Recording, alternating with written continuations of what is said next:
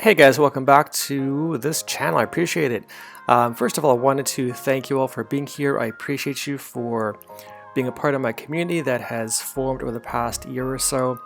To all those of you who are new and of course being here from the beginning, I appreciate it. Your support means everything to me, so I appreciate you. Thank you.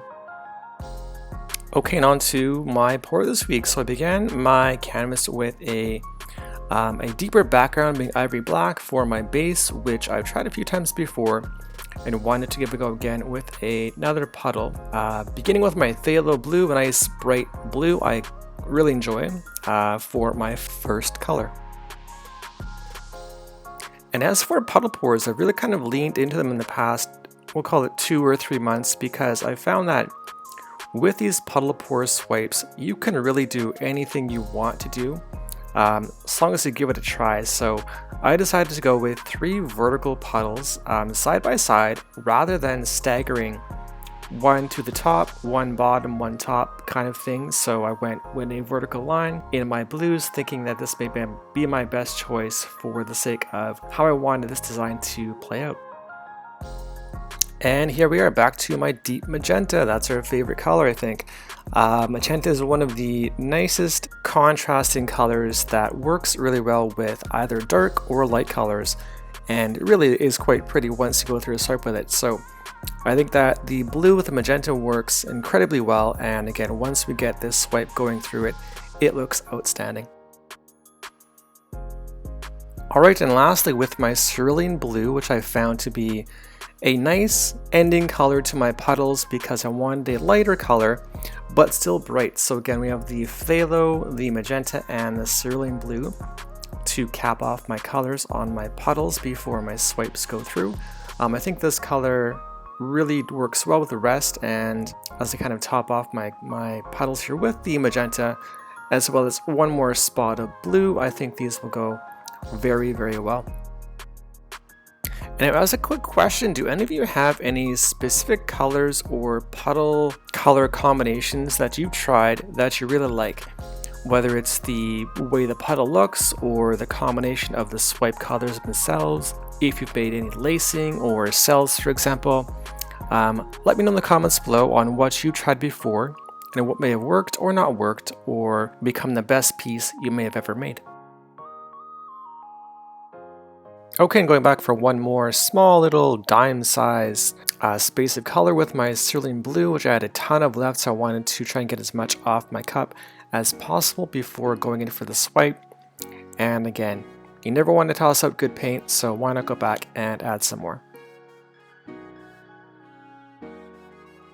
Okay, and going in for my first swipe with my skinnier palette knife, which I am very comfortable with in using for these swipes. I've tried some other tools in the past few weeks which have gone okay and not so okay, so back to my familiar swipe tool, although there I missed a ton of paint, so we'll come back and try to fix that later on, but ultimately you can't win them all. So looking back on this video, I really enjoy how the lacing works out and happens immediately. What I found funny this week as well is my son, who doesn't watch me paint a ton, he sees the end product often. He came over and watched me do a small little painting once I was through with this one and saw how the lacing effect turned out and worked. And he thought it was the most amazing, coolest thing he'd seen in a long time. So maybe I've converted him to another paint pouring artist, and who knows, maybe in the future you'll see his paintings after mine.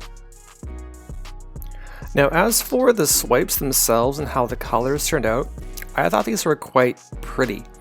And the colors spread well, which was what I was after. So I found in previous pours where I've had an idea and tried to execute on it, and the colors themselves don't have any kind of blend or it may look muddy, but these have a good spread of, again, the blue and the magenta makes things work real well.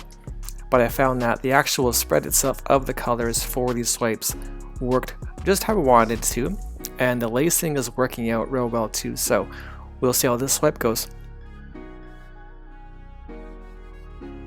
And now in this pour as well, I wanted to create some negative space, which is why I left a bit of a black stretch of paint in the thirds there. So in the first third, middle third, and again 3 separate swipes of colors. So as I pick up this pour, I'm realizing real fast, real quickly, that there is a ton of paint on the side closest to me as we look at it, so from the top, and not so much paint in the middle. So I was gonna have a hard time spreading this pour how I wanted it. I found that the stretching didn't begin to slide as quickly as I wanted it to, and I was losing some of the composition for my actual design I wanted, which was more of an S-type shape, but ultimately we'll work with what we have and see how this turns out.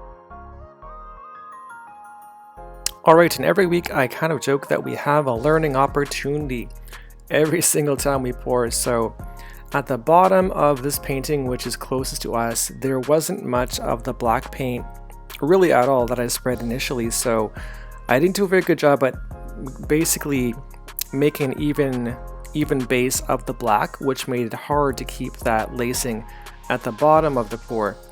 So as I begin to tilt this paint around, knowing I'm going to lose that nice white lacing at the bottom, I had to be careful with not wanting to have my thirds of color blend in together or lose them all together. So I was very careful with how fast I tilted back and forth, which caused a painful tilt. It was super long. This is sped up probably 3 times actual speed. So ultimately, I guess the takeaway here is that to make sure you have enough paint.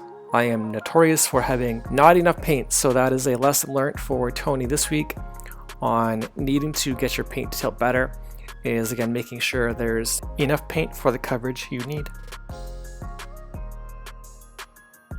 Now, although this tilt took like an hour, I was really happy with how the colors were blending and how the pattern was turning out. So although I was after more of an S shape in my black negative space I have there in the middle, because there was again not enough paint on the base and the colors were doing all the work to stretch on this canvas, I was kind of getting a very slow motion reaction to what it was going to be, knowing I would probably wind up with what we'll call straight thirds of color. So ultimately I think that the way this worked out, again, although incredibly slow for my tilt, worked out in my favor because I wasn't rushed. I could kind of take my time with which way I was going to tilt the paint off and how this color was going to wind up looking.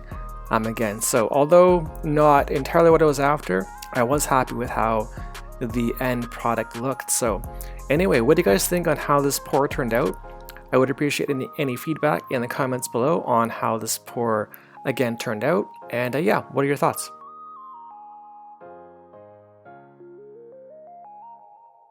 And as we go in for a bit of a wet look on the top of the pour, here is some of the nice lacing with that magenta and phthalo blue, which really worked out well. I was quite happy with how that black in the middle, although again not my S shape I was after, really worked out, and I think that the pour all in all worked out really well, so I'm quite happy with it. Now, if you have enjoyed this video, please consider clicking this next playlist right about here. And again, thanks for being here, and we will see you again.